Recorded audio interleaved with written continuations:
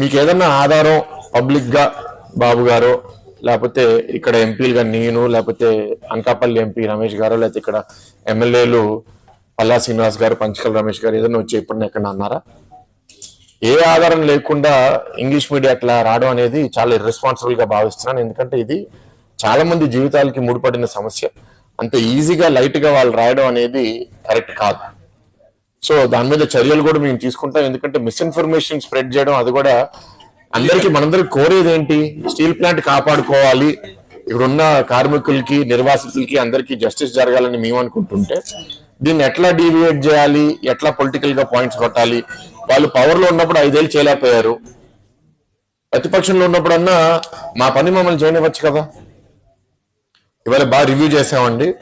వాళ్ళని కోరింది కూడా ఏంటంటే లాభాల లోపలికి స్టీల్ ప్లాంట్ ని ఎట్లా తీసుకుని రావాలి, ఆ విధంగా మనం ఎట్లాంటి సహాయం రేపు కేంద్ర మంత్రి మనం అడగాలి.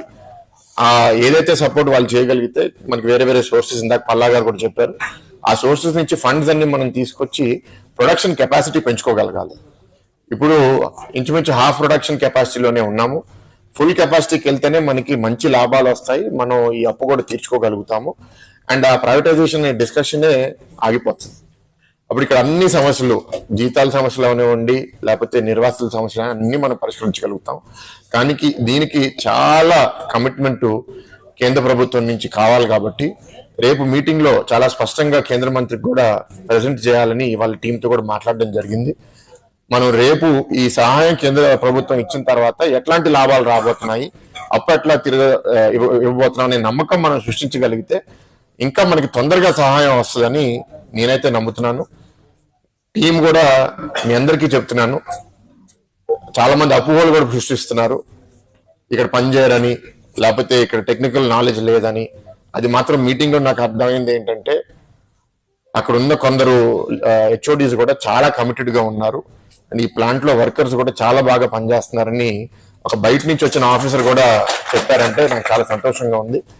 మనం దీన్ని ఇంకా మీకు ఏదన్నా ఆధారం పబ్లిక్ గా బాబు గారు లేకపోతే ఇక్కడ ఎంపీలుగా నేను లేకపోతే అనకాపల్లి ఎంపీ రమేష్ గారు లేకపోతే ఇక్కడ ఎమ్మెల్యేలు పల్లా శ్రీనివాస్ గారు పంచకల్ రమేష్ గారు ఏదైనా వచ్చి ఇప్పుడు ఎక్కడ అన్నారా? ఏ ఆధారం లేకుండా ఇంగ్లీష్ మీడియా అట్లా రావడం అనేది చాలా ఇర్రెస్పాన్సిబుల్ గా భావిస్తున్నాను. ఎందుకంటే ఇది చాలా మంది జీవితాలకి ముడిపడిన సమస్య.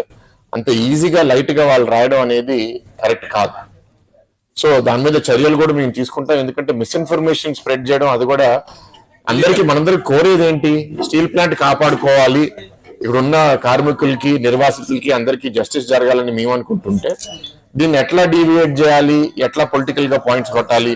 వాళ్ళు పవర్ లో ఉన్నప్పుడు 5 ఏళ్ళు చేయలేకపోయారు, ప్రతిపక్షంలో ఉన్నప్పుడన్నా మా పని మమ్మల్ని చేయనివ్వచ్చు కదా. ఇవాళ బాగా రివ్యూ చేసామండి. వాళ్ళని కోరింది కూడా ఏంటంటే లాభాల లోపలికి స్టీల్ ప్లాంట్ ని ఎట్లా తీసుకుని రావాలి, ఆ విధంగా మనం ఎట్లాంటి సహాయం రేపు కేంద్ర మంత్రి మనం అడగాలి. ఏదైతే సపోర్ట్ వాళ్ళు చేయగలిగితే మనకి వేరే వేరే సోర్సెస్, ఇందాక పల్లా గారు కూడా చెప్పారు, ఆ సోర్సెస్ నుంచి ఫండ్స్ అన్ని మనం తీసుకొచ్చి ప్రొడక్షన్ కెపాసిటీ పెంచుకోగలగాలి. ఇప్పుడు ఇంచుమించు హాఫ్ ప్రొడక్షన్ కెపాసిటీలోనే ఉన్నాము. ఫుల్ కెపాసిటీకి వెళ్తేనే మనకి మంచి లాభాలు వస్తాయి, మనం ఈ అప్పు కూడా తీర్చుకోగలుగుతాము. అండ్ ఆ ప్రైవేటైజేషన్ డిస్కషనే ఆగిపోతుంది. అప్పుడు ఇక్కడ అన్ని సమస్యలు, జీతాల సమస్యలు అవనివ్వండి లేకపోతే నిర్వాసితుల సమస్యలు అన్ని మనం పరిష్కరించగలుగుతాం. కానీ దీనికి చాలా కమిట్మెంట్ కేంద్ర ప్రభుత్వం నుంచి కావాలి. కాబట్టి రేపు మీటింగ్ లో చాలా స్పష్టంగా కేంద్ర మంత్రికి కూడా ప్రెజెంట్ చేయాలని వాళ్ళ టీంతో కూడా మాట్లాడడం జరిగింది.